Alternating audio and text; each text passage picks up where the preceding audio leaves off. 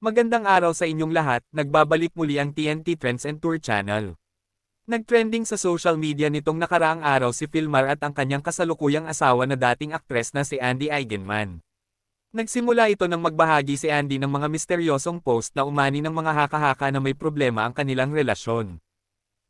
Sa kalaunan, ipinakita sa larawan ni Filmar ang kanyang couple tattoo kasama ang kanyang matalik na kaibigan na si Pernilla Sho na inakusahan ng sanhi ng gulo. Gayunpaman, binasag ni Pernilla ang kanyang katahimikan at ipinagtanggol ang sarili mula sa basyong matapos na lumabas ang isyu online. Sa gitna ng isyong ito, nagbahagi si Sian Gaza ng nakakaintriga na post sa kanyang Facebook page. Ibinahagi niya ang screenshot ng post sa Instagram ni Filmar Alipayo na may petsang May 11, 2025. Larawan niyon si Filmar kasama ang kanyang dating asawa at ang kanilang anak.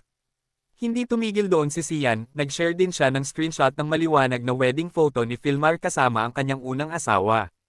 Nasa Pinoy surfer pairing ang larawan nila ng kanyang asawa na magkasamang kumakain.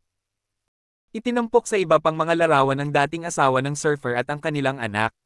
Nilagyan ng caption ng social media personality ang kanyang post na may salitang Ohana with a blue heart emoji. Ito ay isang terminong Hawaiian na ng nahulugang pamilya.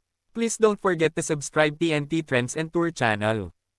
Click the notification bell to notify you in our next video. And please like and share and comment down below. Thank you for watching.